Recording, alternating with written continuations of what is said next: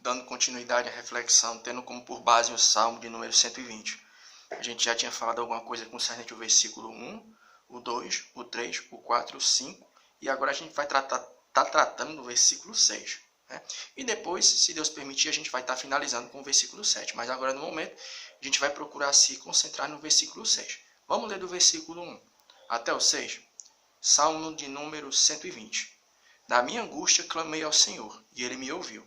Senhor, livra a minha alma dos lábios mentirosos e da língua enganadora. O que te dará ou o que te acrescentará a língua enganadora? Flechas agudas do valente com brasas vivas de zimbro. Ai de mim que peregrino em Meseque e habito nas tendas de Quedar. A minha alma bastante tempo habitou com os que detestam a paz. A gente queria tratar desses últimos dois versículos de uma maneira, digamos assim, bem... Claro que vai ter um lado assim, da aplicação e tudo, mas de uma maneira bem mais... Eu acho que a expressão é técnica, né? Porque quando tu pega esse versículo aqui, o salmista, né, ele vai estar falando a respeito do contexto em que ele estava inserido, né? Ele diz o seguinte, que a alma dele há bastante tempo estava habitando com os que detestam a paz. Aí, a gente entende aqui que o salmista estava habitando com pessoas que não eram pacíficas, né? Não eram pessoas amistosas. Aí, vamos partir do pressuposto, e nós cremos nisso, que você que está ouvindo agora, gosta de tratar dos assuntos de maneira organizada, gosta de organizar o teu pensamento, né? Na hora que você vai elaborar alguma coisa, quando você está lendo a Bíblia, você gosta de fazer rascunhos, né? Você gosta de sublinhar palavras, né? Aí, tipo assim, tu vai dar início a um pensamento.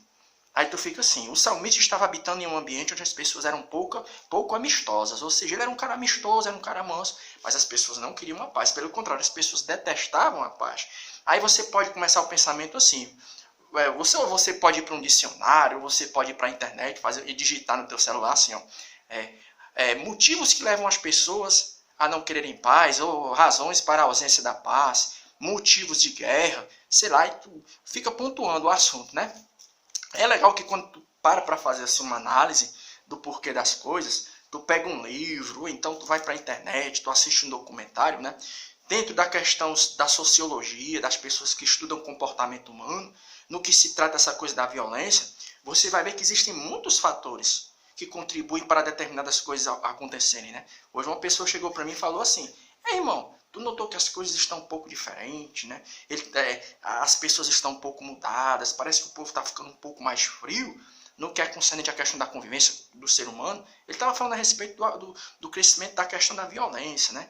Aí quando você começa a fazer um estudo sistemático dessas coisas, você vai ver que as pessoas que trabalham com o estudo do comportamento humano e coisas do tipo, as pessoas elas vão atribuir o aumento de determinadas coisas, né, da mudança no comportamento das pessoas, principalmente no que é concernente à violência, há muitos fatores, né? Alguns vão dizer que é por causa, é culpa dos videogames violentos, é por causa de determinado tipo de programação, e por aí vai, as pessoas começam a enumerar, né? Outros vão botar a culpa em alguma coisa que está passando na TV, e por aí vai. E é legal que quem estuda essa parte do comportamento humano, sim, vai atribuir ao aumento de coisas como a violência, né, a determinados fatores que estão presentes na questão da mídia mesmo, os meios de comunicação e por aí vai. Né? E é legal que a Bíblia não vai descartar essa hipótese.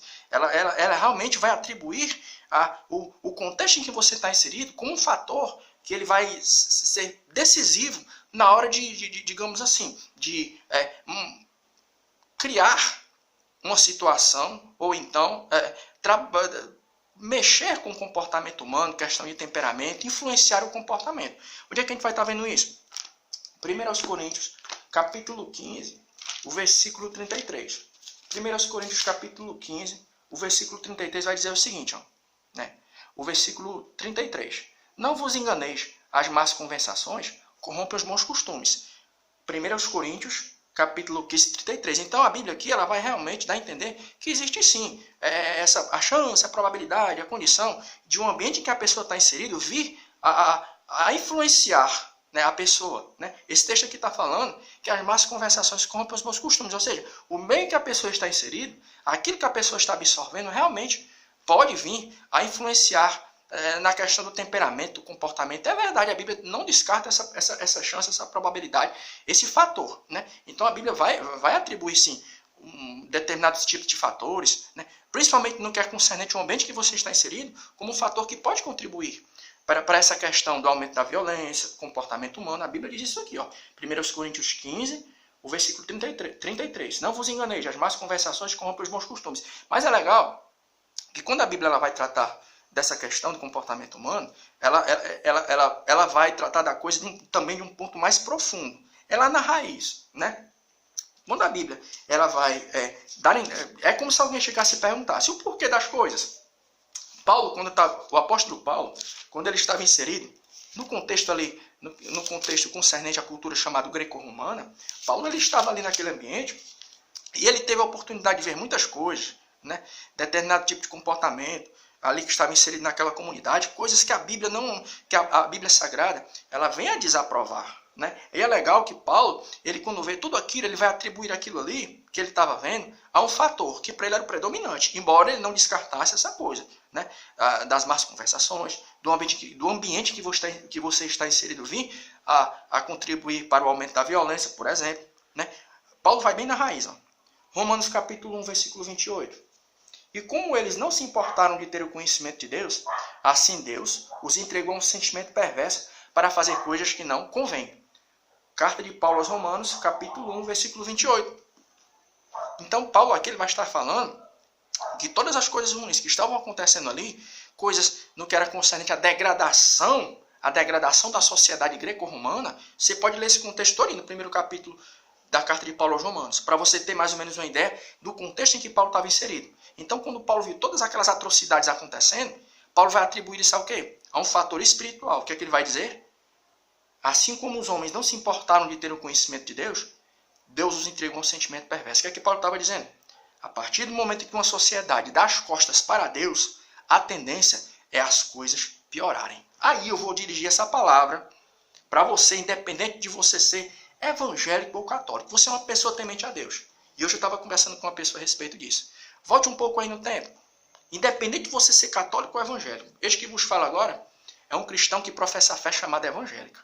Mas independente disso, todos nós somos crentes do mesmo Jesus. Mas eu estava conversando com uma pessoa hoje. Volte um pouco no tempo aí.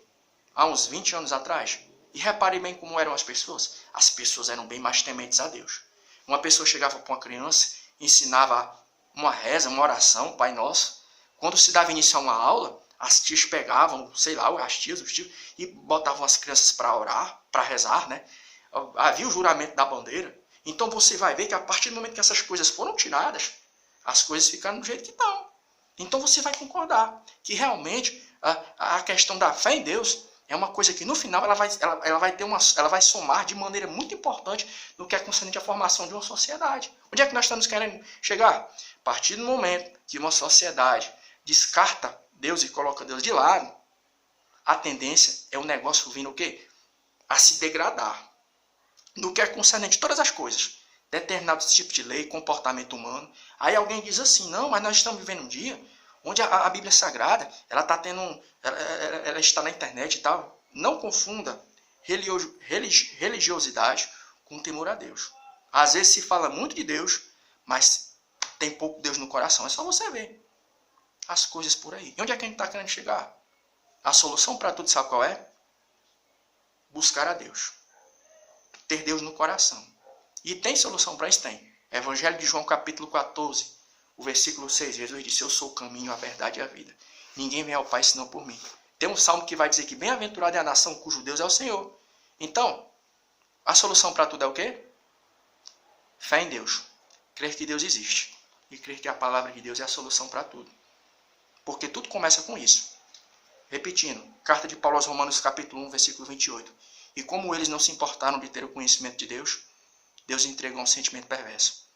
Sempre que uma sociedade descarta Deus e coloca Deus de lado, a tendência é as coisas se degradarem.